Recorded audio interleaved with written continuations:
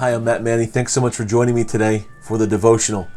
Today we're going to be talking about love one another. Jesus gives his command in John 15:17. This is my command, that you love one another.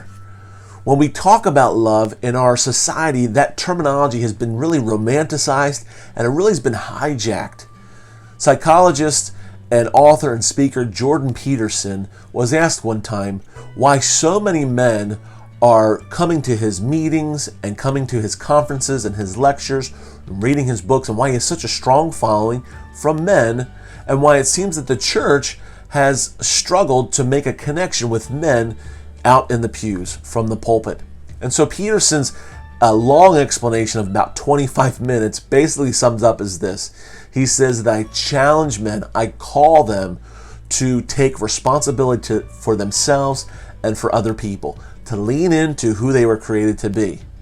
What's interesting is the church, many times we find ourselves with this dissonant message of to love, love, love. And when we put on the lens of our culture and of our society, and we see it as this romantic love, as this pink, fluffy, kind of non-masculine love, it can really be misconstrued or misunderstood from people. And yet Jesus, the love that he calls us to that was demonstrated on the cross, is anything but romantic. It's anything but weak or fluffy or very romanticized.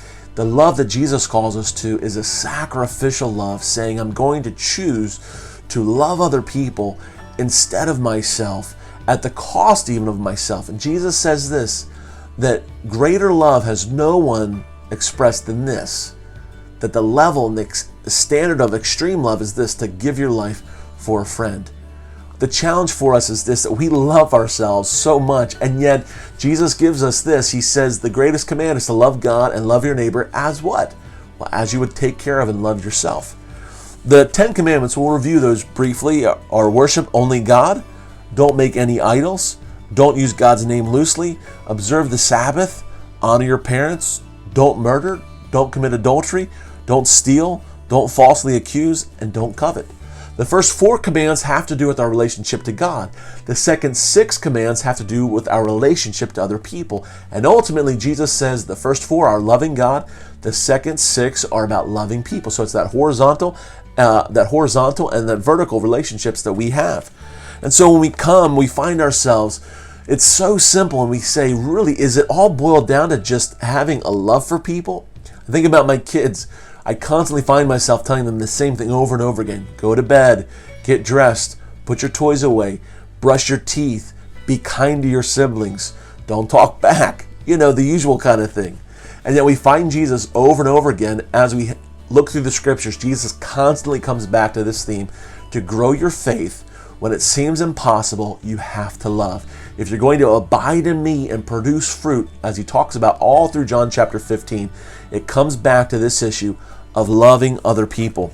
A coach will remind his players over and over again about the fundamentals. Why? What's the goal?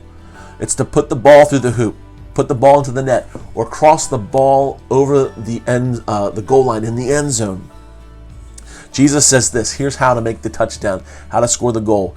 If you love me, do this one thing that I say, love each other. At the end of the day, what it all comes back to, that abiding in the vine, to find joy in our lives, to obey Jesus' command, to really love each other, is what brings about a strength of our relationship with Jesus Christ and our faith for the future as we follow him. So when it comes down to it, when we come to the end of our day and at the end of our life, the question for us is this: how well did I love God today, and how well did I love other people? Hey, thanks so much for watching me for this devotional. Join me in the next devotional as we continue to talk about how to see our lives produce an incredible fruit through having love for other people as we abide in Jesus, the vine. Thanks so much for watching.